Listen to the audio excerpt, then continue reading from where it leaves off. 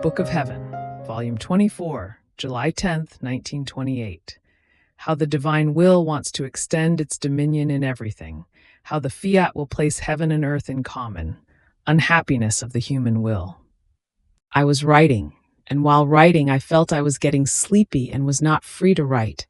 So I thought to myself, and why this sleepiness? Up to now so much vigil, such that if I wanted to sleep a little I could not, and now all the opposite. How many changes one must go through, now one way, now another. It shows how, also with Jesus, it takes patience. With vigil I could do more, but after all, also to sleep I must say, Fiat. At that moment, my sweet Jesus moved in my interior and told me, "My daughter, do not be surprised.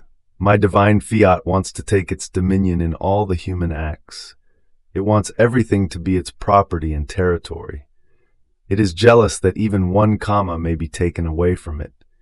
Therefore, just as it has taken its dominion in your vigil, working itself together with you in order to place the seal of its Fiat as its dominion and property, so it wants to place the seal of its Fiat upon your sleep as property of its eternal rest. It wants to find all of its similarities, its incessant work, and it gave you the vigil. It makes you embrace everything, and it gives you its immensity.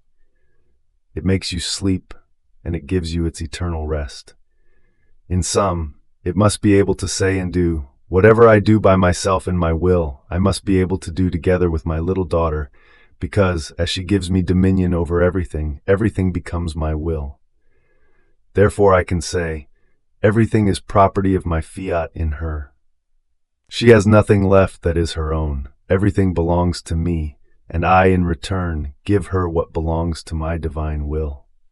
After this, I was following the divine volition with my acts, and the heavens, the stars, the sun seemed so beautiful to me that from the depth of my heart I kept repeating, how beautiful are the works of my Creator, and the order, the harmony that the omnipotent Fiat has in all creation. Oh, if this order and harmony were present in the midst of creatures, the face of the earth would change. And my beloved Jesus added, My daughter, when my will dominates on earth, then will there be a perfect union between heaven and earth. One will be the order, one the harmony, one the echo, one the life, because one will be the will.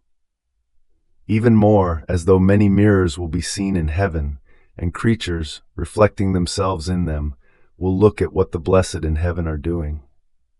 They will hear their chants, their celestial melodies, and by their imitating what they do, their chants, their melodies, there will be the life of heaven in the midst of creatures.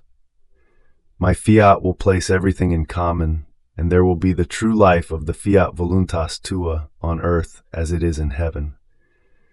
Then will my will sing victory, and the creature will sing the hymn of its triumph. Then he kept silent, and after a little while he added, My daughter, the human will has produced so much evil as to form the unhappy state of the poor creature.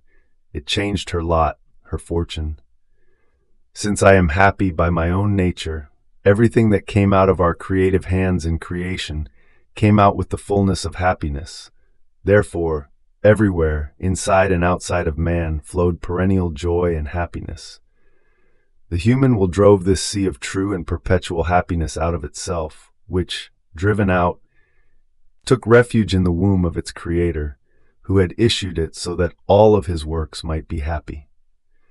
And even though we are happy by our nature, and no one can shade our happiness, we are forced to see man unhappy, to whom primacy in creation had been given, and to see our children unhappy, to see that the sea of our happiness is not enjoyed by the one who was the owner of it, even though it causes no harm to us, is always a sorrow. Now, one who lives in my divine will calls this sea of happiness again into herself. She removes from us the sight of the unhappiness in the poor creatures, and she makes us twice as happy, because we see that our happiness takes its way toward our children. Therefore, my divine will put all things in place, and will take away the unhappiness produced by the human will, which with its poisonous slobber knows how to embitter everything, and make everything turbid. How beautiful it is to see everyone happy. What a consolation for a father to have and see the crown of his children, all happy, rich, healthy, beautiful, always smiling, never crying. Oh, how he enjoys and feels himself swimming in his own happiness and of his children. I am more than a father, and I feel within me the happiness of my children, because it is my own thing and it can enter into me, while unhappiness is something extraneous to me, which does not belong to me and does not have the way to enter into me. I feel the sorrow of seeing it, but not of feeling it, and as father, I love and want everyone to be happy.